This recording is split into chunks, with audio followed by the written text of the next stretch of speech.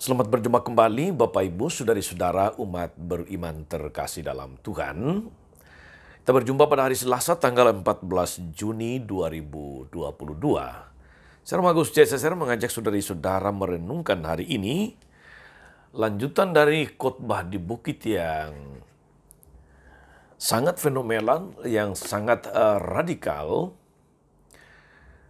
Dari kutipan Injil Matius bab 5 ayat 43 sampai 48.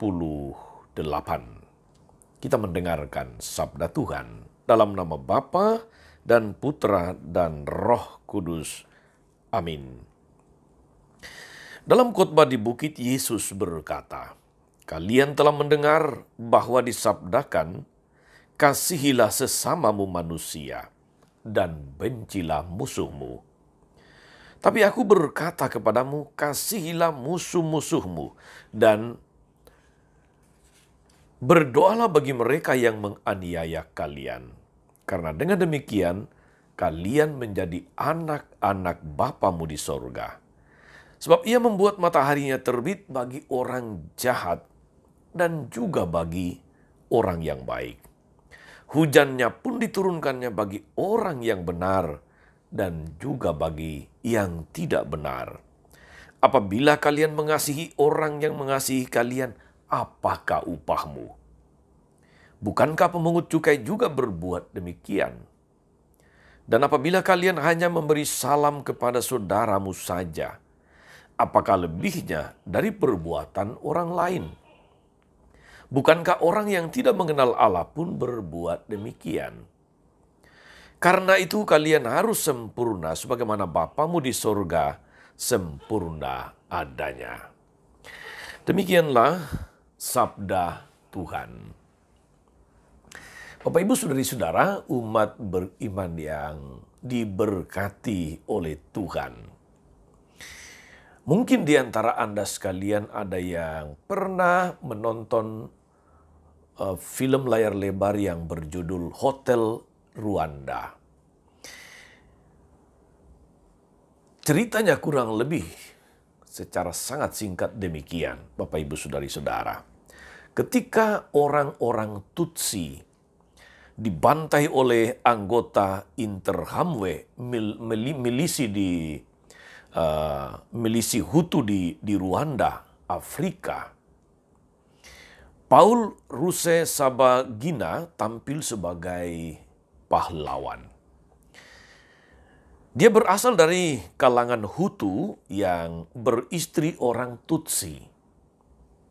Dengan segala cara dia bekerja menyelamatkan 1.268 orang Hutu dan Tutsi yang mengungsi ke Hotel Miles Collines di Kigali, di mana dia menjadi manajernya. Titik tolak perjuangannya adalah untuk menyelamatkan keluarga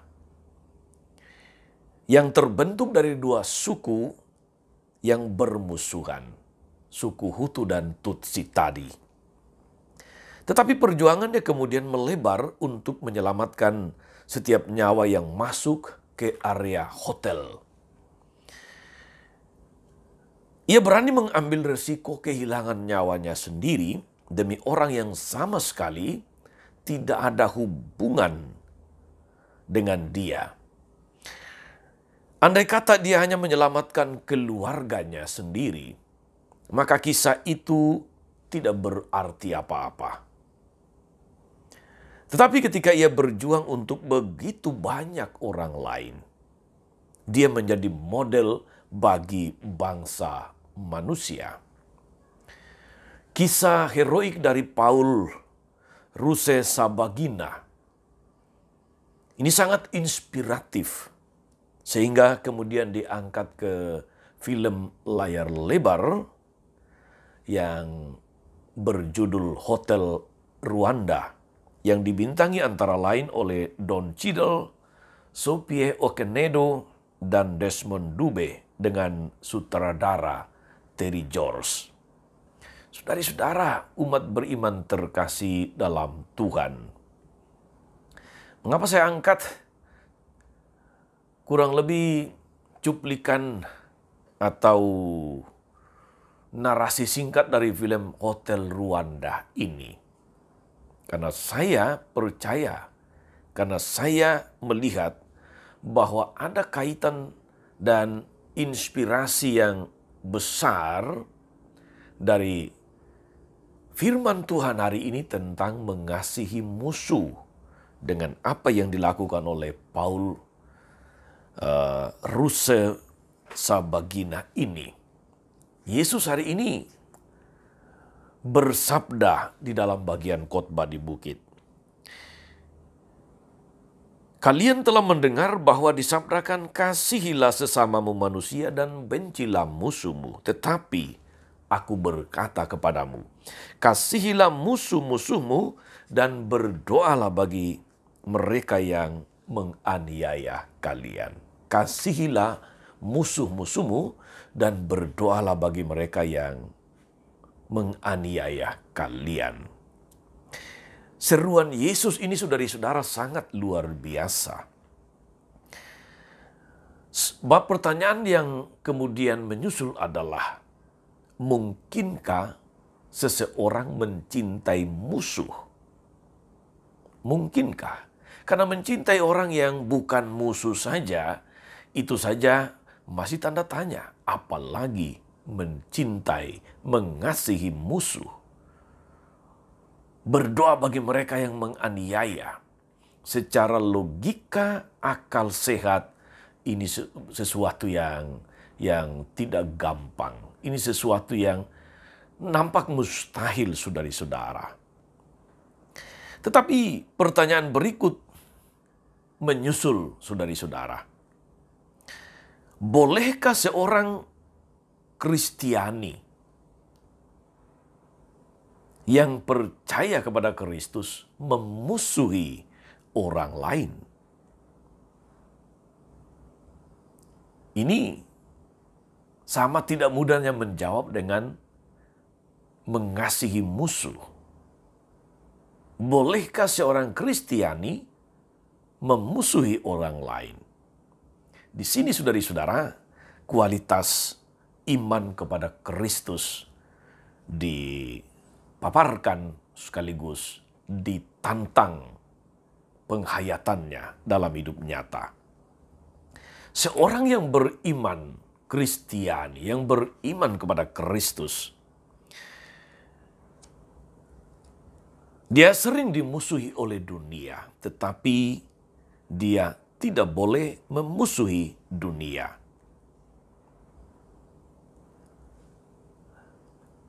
Ketika kasih menjadi jiwa dari seluruh kehidupan seorang beriman Kristiani,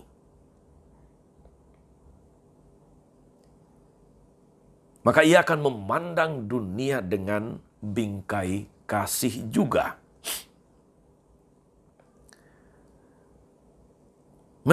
Mentalitas ini, saudara-saudara, yang harus ada karena sudah diganti dengan kasih, dengan bingkai kasih. Sekali lagi, ketika kasih itu menjadi jiwa dari seluruh kehidupan seorang beriman Kristiani, maka dia akan memandang dunia juga dalam bingkai kasih. Betapapun ia ditolak karena kasih, ia akan tetap menerima orang yang menolaknya. Betapapun ia mungkin disakiti, dirugikan, dihinakan, difitnahkan, tapi karena kasih, dia mampu mengampuni, dia mampu memaafkan, dia mampu melupakan kesalahan, dia mampu untuk juga tidak menyimpan kepahitan dalam hati. Saudara-saudara, umat beribadah yang diberkati Tuhan, jika kualitas iman kita atau kualitas iman seperti ini yang dituntut, kita mungkin merasa takut, kita mungkin merasa ragu, karena banyak dari antara kita yang tidak mampu mencapai tingkatan ini. Walau kita percaya kepada Kristus, walau kita kadang-kadang menyanyi, "Aku mengasihimu Yesus," kita juga masih mudah menyimpan kesalahan, menyimpan dendam, sakit hati. Kita juga masih membenci dan menaruh dendam kepada orang. Kita masih memilah-milih dalam pergaulan. Kita tidak memperlakukan semua orang secara sama. Tindakan tersebut jelas-jelas saudara-saudara masih jauh dari prinsip mencintai sesama seutuhnya. Namun Kristus menghargai semua perjuangan menuju nilai sempurna tersebut. Ketika Kristus mengatakan, "Kasihilah musuhmu dan berdoalah bagi orang yang menganiaya kamu." Yesus Kristus tahu betul bahwa ini tidak mudah. Bahwa ini nampaknya secara manusiawi tidak masuk akal. Dia tahu, bukannya dia tidak tahu. Tapi justru karena itu dia menegaskan lagi, seorang pengikutnya harus mampu memiliki bingkai kasih sebagaimana dia telah hidupi. Seorang pengikutnya harus memiliki mata yang penuh belas kasih, hati yang penuh dengan pengampunan, hati yang penuh dengan kerahiman sebagaimana dia sendiri telah memiliki, dan meminta kita semua untuk menjadi sempurna, sama seperti Bapa adalah sempurna. Lihatlah saudara-saudara, orang-orang berdosa diterima oleh Yesus. Lihatlah para pemungut cukai yang mengalami kedamaian, merasakan kenyamanan karena rangkulan kasih Tuhan. Hidup mereka berubah bukan oleh karena kritikan, bukan oleh karena penghinaan, bukan karena amarah, tapi justru karena ada penerimaan, ada belas kasih Kristus yang mau merangkul mereka.